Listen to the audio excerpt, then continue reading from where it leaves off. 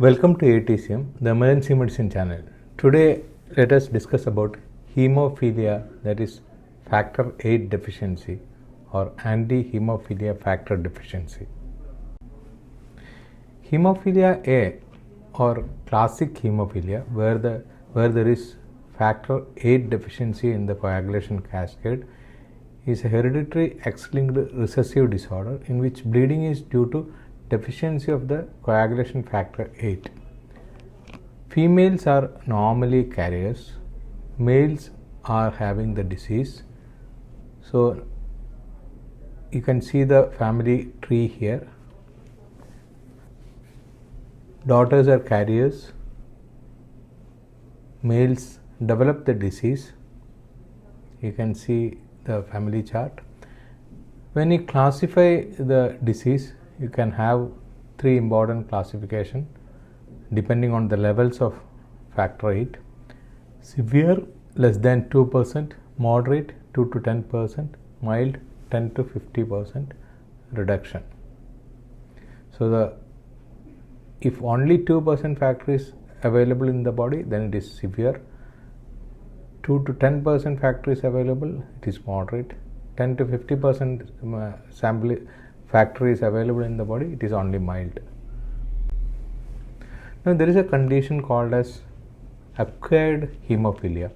Here the patient does not have any congenital problem. It's a antibody mediated disorder. Antibodies are produced against anti-hemophilic factors. So it can be many cases we will not be able to find out the reason for this, but in some conditions like SLE, rheumatoid arthritis, Sjogren syndrome, autoimmune thyroiditis, Graves' disease, antiphospholipid syndrome, multiple sclerosis, temporal arteritis, myasthenia, Goodpasture syndrome, and other autoimmune diseases can have an association with acquired hemophilia. Postpartum states can also have acquired hemophilia. Hematological malignancies can also lead to acquired hemophilia. So whenever we have a patient who is adult, who never had history of hemophilia in the past, if the patient come with problem, then you have to suspect about a acquired hemophilia.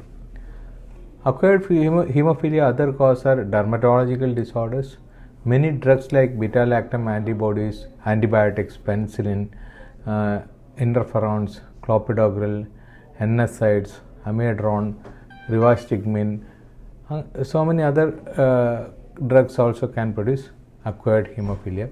Infectious diseases like acute hepatitis B or C, transplant related disorders, gastrointestinal diseases, pulmonary diseases, transfusion, sometimes transfusion itself can produce acquired hemophilia.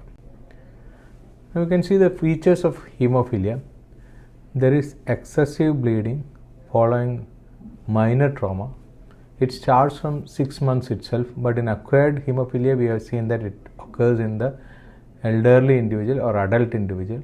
Hemarthrosis is one of the most common presentation of hemophilia.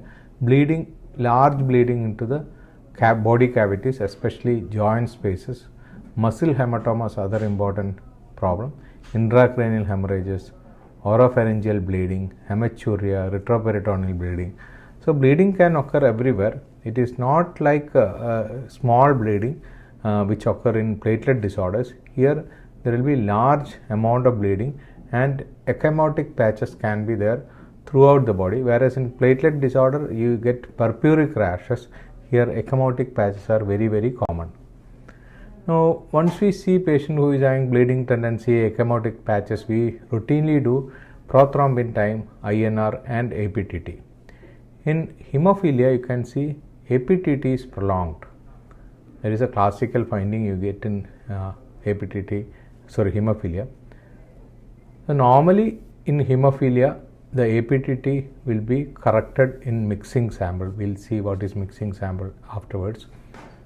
If there is an inhibitor against hemophilia factor, then even after mixing study, we will not get the correction. So that will tell you whether it's a antibody mediated hemophilia, that is acquired hemophilia.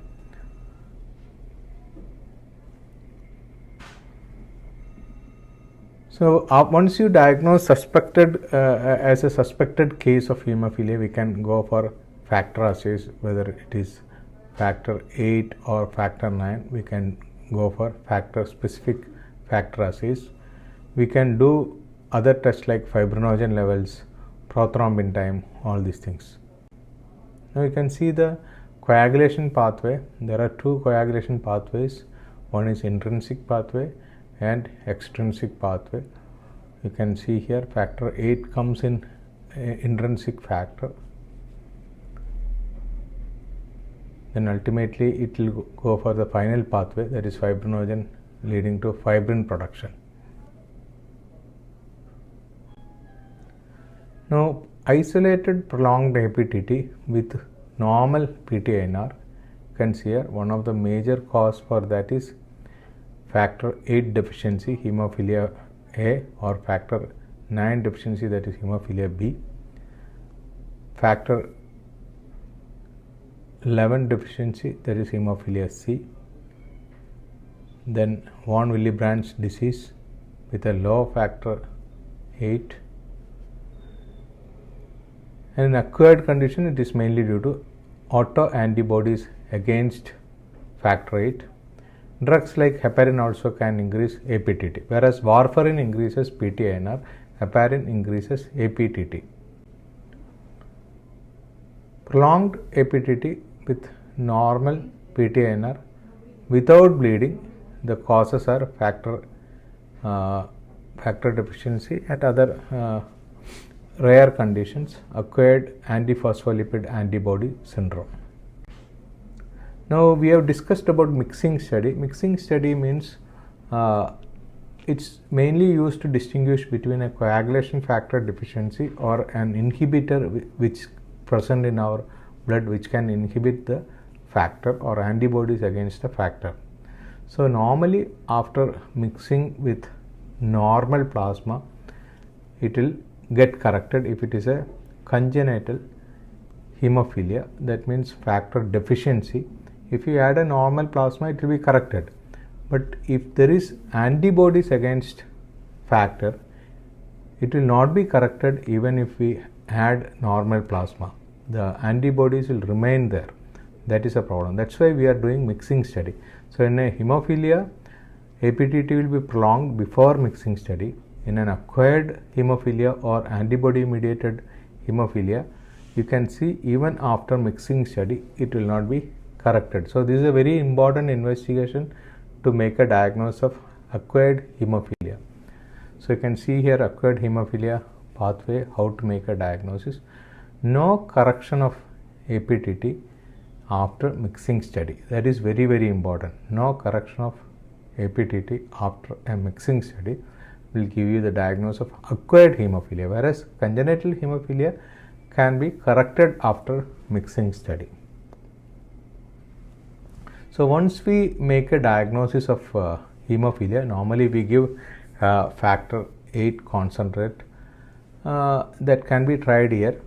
But the problem we have seen that if it is an acquired hemophilia, patient may not respond to factor 8. That is a problem. So what we can give is there are some other drugs which can try that. But in a patient who is having congenital hemophilia, we can give factor 8 concentration or recombinant factor 8 concentration, or even factor 7 also we can give for this patient. So initial dose of factor 8 here is 50 units per kg to raise the factor 7 level to 100%. That is enough. In a patient who is having hemophilia A or B, if there is bleeding tendency, we are not able to give factor 8 concentrate, then we can try cryoprecipitate also. Cryoprecipitate contains high concentration coagulation factor 8. That's why we can give cryoprecipitate in hemophilia A.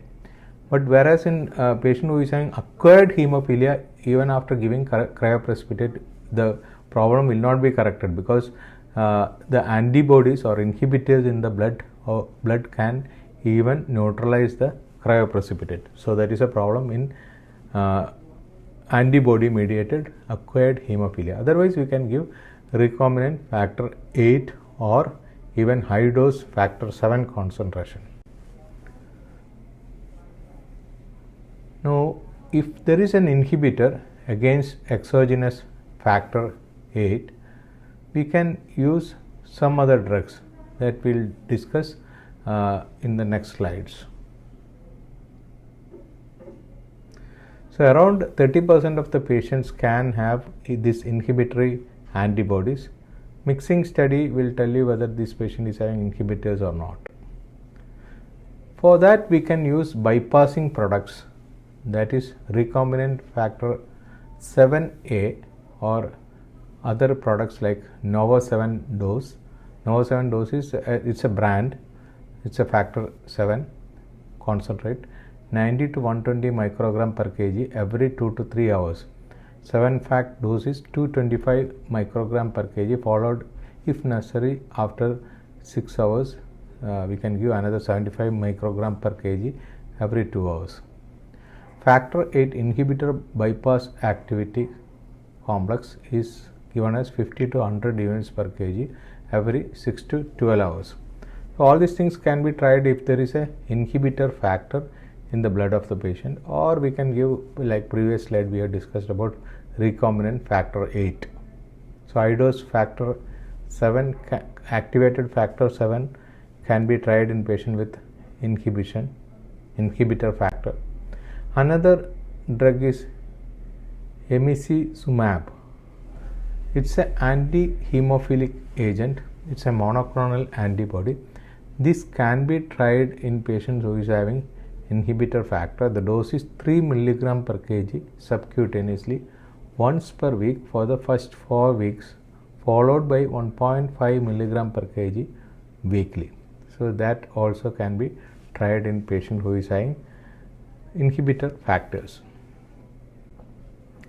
Another drug which can be given is rituximab, that also got similar action. It's a immune mediated monoclonal antibody that also can be tried.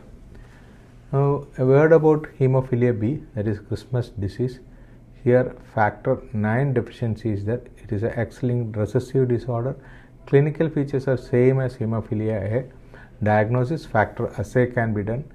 Treatment infusion of fresh frozen plasma or factor 9 concentrate. Initial dose 100 to 120 units per kg can raise the factor 9 to 100%. Hemophilia C is a deficiency of factor 11, also called as Rosenthal syndrome, an autosomal recessive disorder. Rarely heterozygous may have bleeding, autosomal dominant transfusion due to heterodimer bleeding. Hemophilia C is common in Jewish population. So we have discussed about one of the common bleeding disorder, that is hemophilia, but we have also discussed about acquired hemophilia, not very common. Very rarely we see acquired hemophilia syndrome. In that, patient can have all the features of hemophilia, but the presentation age is different from a congenital hemophilia. There the symptom starts at 6 weeks itself. Here it occurs in an elderly individual. He may have associated features of rheumatological disorders, malignancy, blood transfusion, or some drugs can cause the problem. Thank you.